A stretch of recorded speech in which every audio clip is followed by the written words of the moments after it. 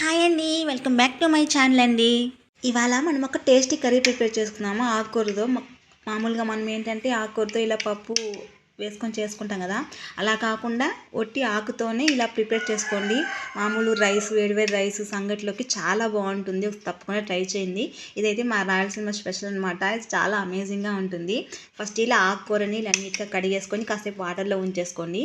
దాంట్లో ఏమన్నా కొంచెం ఇసుకలా ఉంటే అది మొత్తం పోతుంది. కాసేపు ఒక 2 మినిట్స్ 5 మినిట్స్ అలా సోక్ చేస్తే సరిపోతుంది. ఆ తర్వాత ఇలా హోల్స్ ఉన్న గిన్నెలో వేస్తే ఆ ఎక్సెస్ వాటర్ అంతా వెళ్ళిపోతుంది. ఇప్పుడు దాన్ని పక్కన పెట్టేసుకొని ఇప్పుడు ఒక బౌల్ తీసేసుకోవాలి. బౌల్ తీసుకొని తగినంత ఆయిల్ వేసుకోండి. ముందుగా కొత్త వాళ్ళు మన ఛానల్ ఎవరైనా చూసినట్లయితే సబ్స్క్రైబ్ చేసుకొని నాకు సపోర్ట్ చేయండి ప్లీజ్ అండి. మీరు సపోర్ట్ చేస్తేనే కదండి నాకు ఇలాంటి మరిన్ని వీడియోస్ చేయడానికి ఎంకరేజ్మెంట్గా ఉంటుంది. ప్లీజ్ అండి, డూ సబ్స్క్రైబ్ మై ఛానల్ అండి.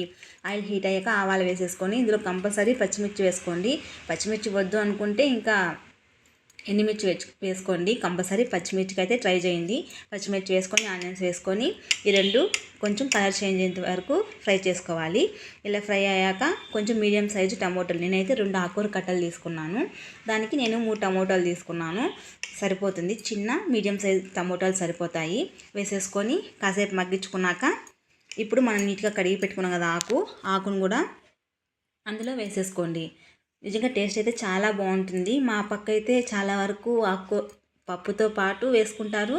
ఇంకెప్పుడైనా మరి ఇది అనిపిస్తే మేమైతే ఇలా చేసుకుంటాము. చాలా బాగుంటుంది. ఇలాగా ఎవరైనా తెలిసిన వాళ్ళు ఉంటే ఓకే, తెలియని వాళ్ళు ఎవరైనా ఉంటే ఇలా ప్రిపేర్ చేసుకొని ఒకసారి చూడండి, చాలా బాగుంటుంది.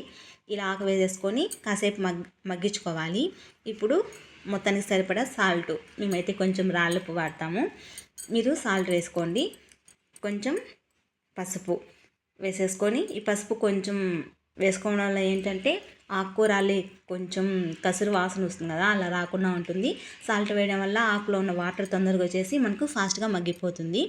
అలాగే వెల్లుల్లి వేసేసుకొని బాగా మగ్గించుకోవాలి. చూసారా, సాల్ట్ వేసాక మనము ఇలా ఆకులో ఉన్న వాటర్ అంతా కూడా వచ్చేసి బాగా దగ్గరకు వచ్చేసింది.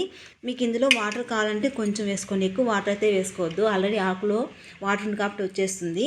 నేనైతే కొంచెం వాటర్ వేసుకున్నాను, ఎందుకంటే మళ్ళీ అది కొంచెం గట్టిగా అయిపోతుంది కదా, కొంచెం జారుగా ఉంటుంది. నేను కొంచెం వాటర్ అయితే వేసుకున్నాను. మీకు వద్దు అనుకుంటే స్కిప్ చేసేయండి. అలాగే నేను కొంచెం అంతా చింతపండు సరిపోతుంది, ఎక్కువ వద్దు, కొంచెం చింతపండు సరిపోతుంది. వేసేసుకొని ఇప్పుడు మొత్తం చాలా వరకు ఉడికిపోయింది. ఇలా చూసారు కదా, ఇలా ఒక కాడ తీసుకుంటే ఇలా కొంచెం స్మాష్ అయితే సరిపోతుంది. మరీ ఎక్కువ ఉడికితే ఆకు వాసన వస్తుందండి, పసరు వాసన బాగోదు. కాబట్టి అక్కడికి ఆపేసి ఇంకా మొత్తాన్ని కూడా మనం ఇలాగా, నేనైతే ఇందులో కలపడానికి నాకు ఇలా కుదరలేదు కాబట్టి కొంచెం లోతుగా ఉన్న గిన్నె తీసుకొని నేనైతే ఇలా పప్పు కట్టితో ఇలా రుద్దేసుకున్నాను అనమాట. ఫైనల్గా మన కర్రీ అయితే రెడీ అయిపోయింది. దీన్ని వేడివేడిగా అన్నంలో వేసుకొని తింటే చాలా బాగుంటుంది. తప్పకుండా ట్రై చేసి ఎలా ఉందో నాకు కామెంట్ చేయండి. వీడియో నచ్చితే లైక్ చేయండి, షేర్ చేయండి, సబ్స్క్రైబ్ చేయండి.